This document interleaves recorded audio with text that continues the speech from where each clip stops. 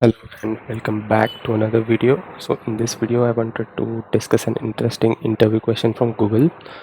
So let's see what the question is about. So we need to build a distributed or parallel algorithm to check whether a huge string of parentheses is valid.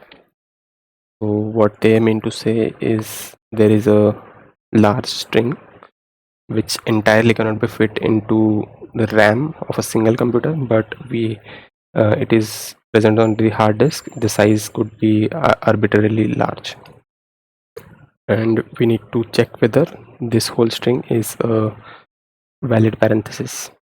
So let's first of all look at the examples of valid parenthesis. For any string of parentheses, the matching opening bracket is present with an matching closing bracket, and there are some examples where there are extra closing brackets which are invalid, which are the cases second, third, and fifth. So these are some of the examples. Let's also quickly go through what is the algorithm for checking what is the validity of a given string, because it is important to know this beforehand. So to check whether the given string is valid or not, what we usually do is assign an opening bracket with +1 and closing bracket with -1 and process the string from left to right. And we need to maintain two variables. First denotes the balance and second denotes minimum balance. So when we process the string from left to right, we are going to add these values corresponding to opening and closing brackets and update our minimum balance in each iteration. So after we have processed the entire string, we need to make sure that minimum balance is non-zero and the total balance is 0. If this constraint is met, we can say that the given string is a valid parenthesis. So this was about introduction. So now let's also go through what are the constraints and challenges in this problem. So first of all, the string is quite large. You need to process it in parts. So let's say we have a pool of servers, or it could be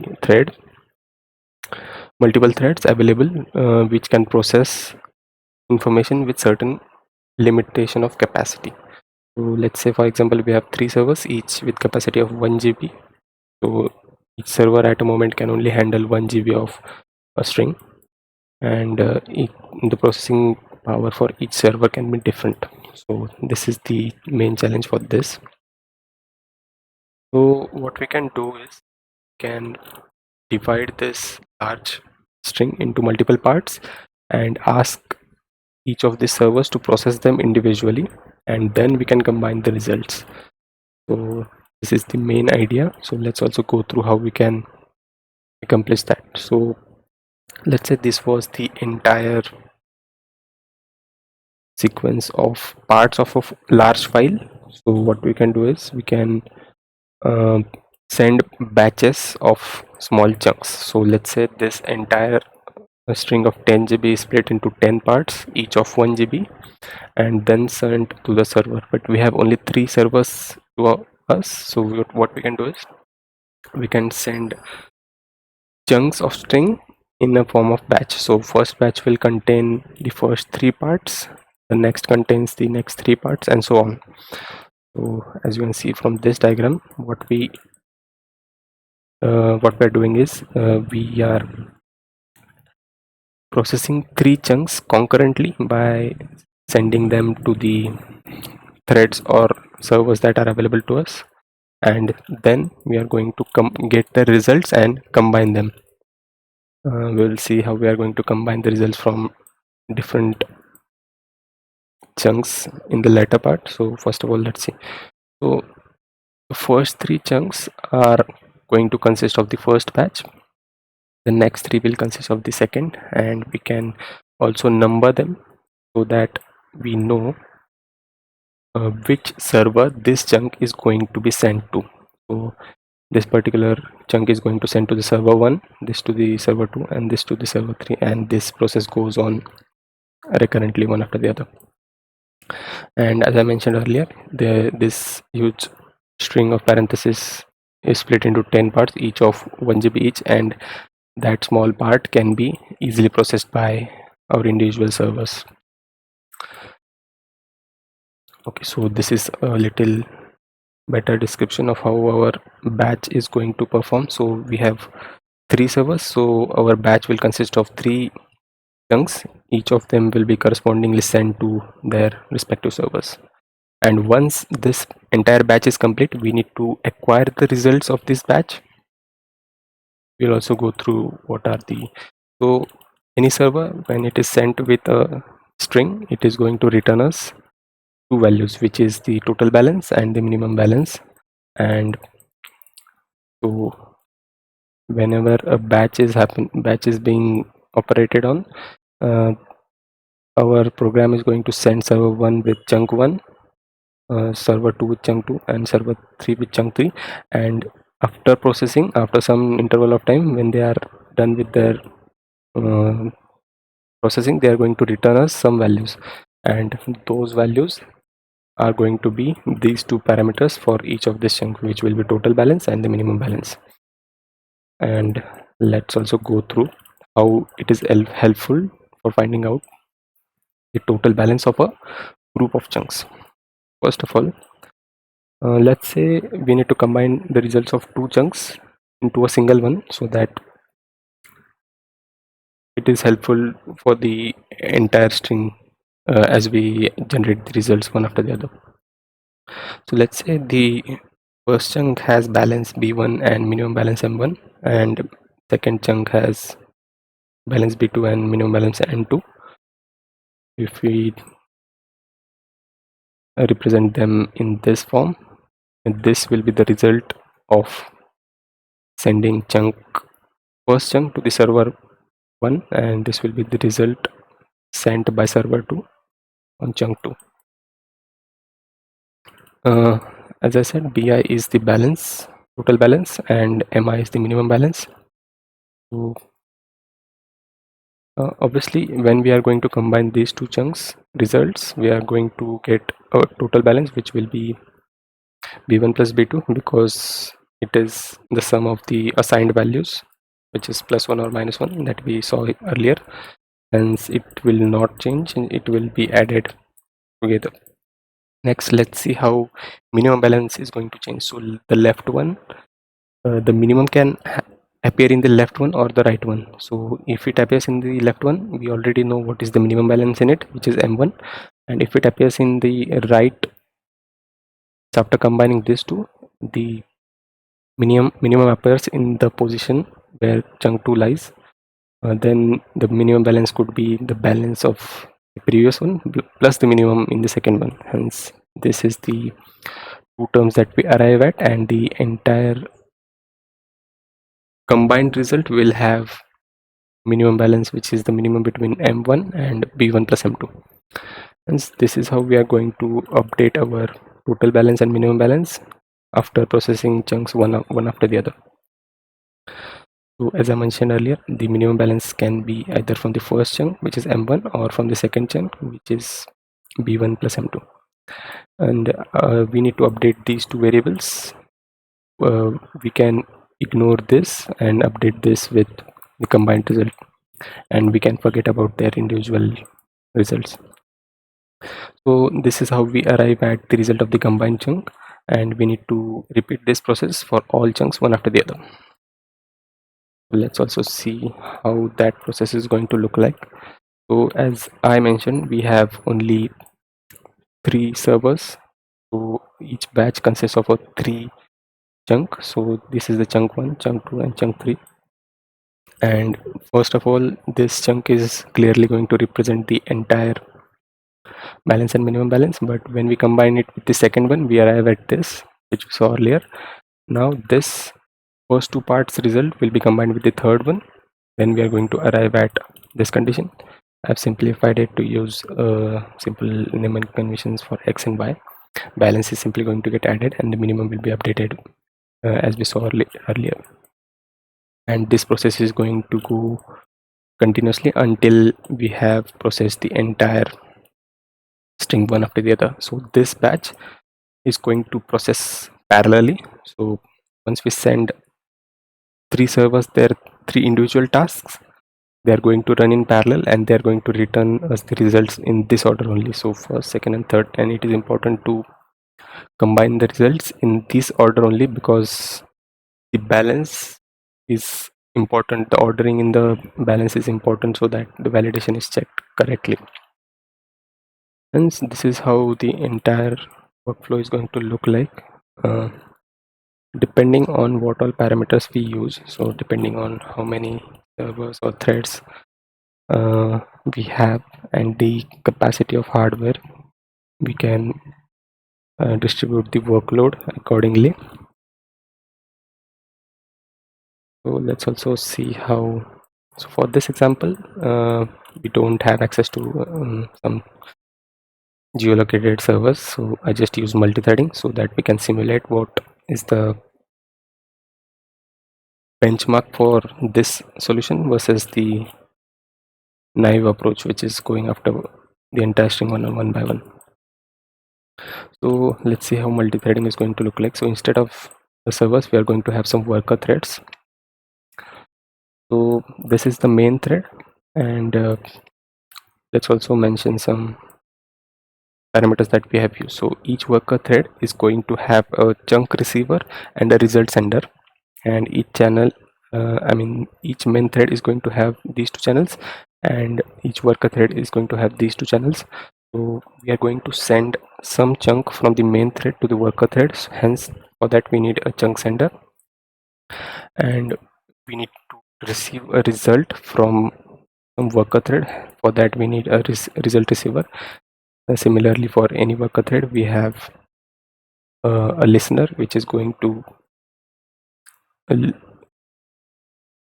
wait for reading a chunk which is sent by the main thread, and result sender is going to send the result after processing. So this is how the timeline is going to look like.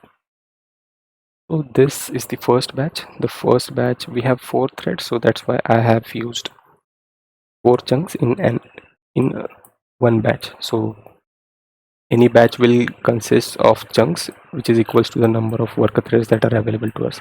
So in this example, I've used 4 worker threads. That's why I have these boxes which are which denote the chunk which is going to send for each worker thread.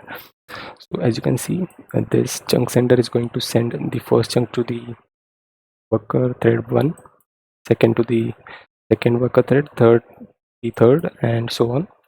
And this is the time, let's say this is the time for which it is going to process the chunk. So after some time they are going to be done with their execution, and then they have their own result sender which is going to send the result back to the main thread. Once we arrived at this, so it is important to know this order. So as we can see, we first send this box, hence it is arriving first. So this maintaining this ordering is important. Hence after this processing, we are going to result. We have 4 results available to us, and we can use the batch results receiver and combiner that we discuss here. So in this example, we have 4 results which are going to be combined by following this workflow. So after first batch is done, we can these 4 worker threads are free now. We can proceed with the next batch. We are again going to create 4 chunks and send them to their corresponding worker threads. They are going to process them depending on their capacity and return back the results in the sequential order in which we send the chunks. And again, the batch results receiver is going to receive 4 results, and we are going to combine them with the results of first batch with the individual chunk results from the second batch, and this process goes on until the entire string is processed. So this is how the workflow is going to look like for our implementation. It might be different depending on what programming language or design you prefer. Overall, this is how the implementation is going to be working. So this time is the work done in the worker thread, which is going to simply run this algorithm and return these two parameters.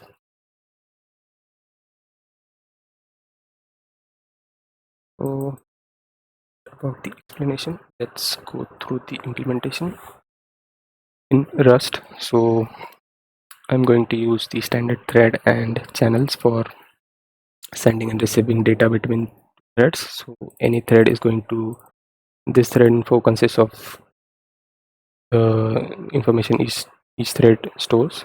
So as we saw earlier, we have chunk sender and result receiver for any thread. So in this diagram, any worker thread will have a chunk receiver and the result sender.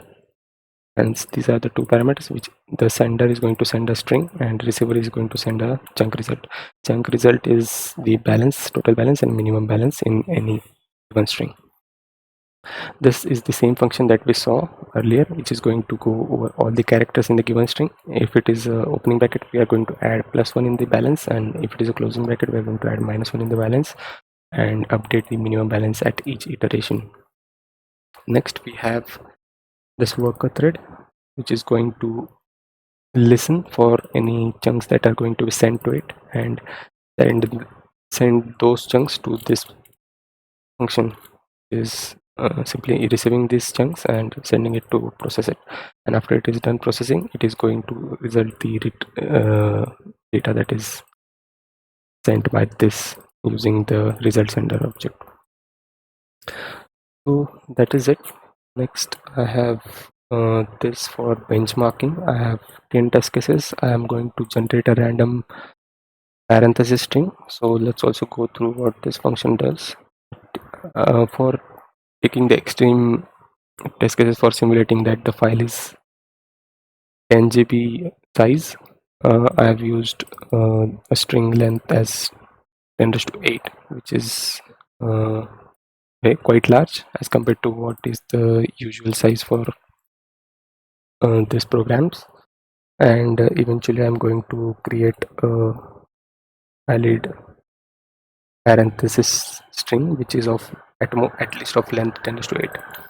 And once that is created, I'm going to send it to my checker as well as the function that parallel function that we are going to implement now. So brute force checker is the same. It is going to do the same work that we did in the algorithm that we mentioned earlier, and return the results by going through all the characters at once. It is going to process characters from left to right one by one, just to check whether the output is correct. And I'm also checking the execution time for both approach so that I can compare it better. So now let's go through the main function that we have implemented. We have a chunk size, so each thread is going to process at the most 10⁶ characters, which is a string of length 10⁶, and we have 8 threads available to us in my system. It might be different depending on your hardware. First of all, we collect the input in a vector. This is a little unoptimized approach. I will also go through a better approach after we check that the benchmark for our functions execution time is not better. So after that, I'm going to create 8 threads. Each thread is going to have these two parameters, chunk sender, chunk receiver, and result sender, and these threads are going to be stored in this vector, this one, so that we send and receive data between them. And we have a global balance and global minimum balance, which is going to store the global result for the entire string one after the other as we process them. After that, we are going to check for each batch, and each batch is going to have a size of the number of threads times the chunk size in it. So if we have 4 threads, each of them can process 10⁶, so each batch will can process up to 4 times 10⁶. Hence we are going to acquire that, then divide it into chunk size, and for each of those chunks we are going to send that corresponding thread the chunk that it needs to process. And after we have done sending it, it is going to receive it at this location, and it is going to run the process chunk function. Once we send it from here, it is going to receive it here, and it is going to start processing it. And after that we have to acquire results from each of them sequentially. So that's why this ID is important, to know in which order we have sent the chunks in. So we can receive the result from each of the receiver and get the chunk result and update our global minimum balance and global balance accordingly, which we saw in the diagram. After that, we can drop the senders to notify the worker threads that no more chunks will be sent, so that it doesn't keep executing in an infinite loop.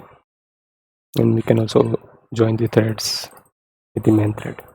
And after that, the condition check the valid parenthesis is the global balance is 0 and global minimum balance is non-zero. So this was about implementation. Let's now also go through. I've also written some test cases for validation.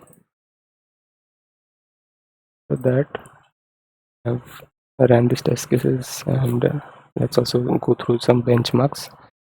So for this particular parameters, we have a chunk size of 10⁶, 8 threads, and string length of 10⁸. My brute force approach was running in about 1.14 seconds, and this was for different test cases. As you can see, the difference is not quite large, it is almost the same.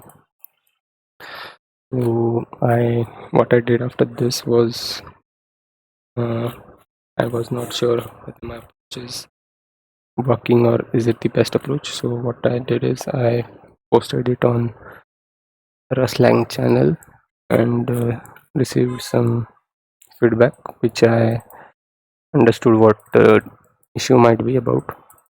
So he told me that these two statements are going to create a copy of the string that is passed to the parallel function. So he suggested me some changes. So instead of going through copies, we are going to acquire a reference to those chunks and send them to our functions. So this was the change. Let me also give you the difference.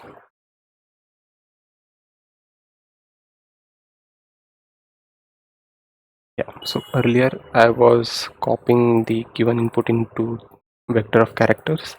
This is the entire copy, which is, so if this statement runs, it is going to be at least as slow as this brute force checker, because it already went through all the characters in the input string. Hence this statement was the major reason for slow performance. And there was one more, which is this one. So again, I am going to go through all the chunks and collect them to a string. So this is again going to, so I've already gone through the entire string twice, hence the execution time from this parallelization was not getting involved with total time. So he suggested that instead we can create a references to them. So this was his suggestion. He gave me this code. So for any input string, we are going to split it into sizes of chunk size, and we are going to pass the reference to those slices to our function.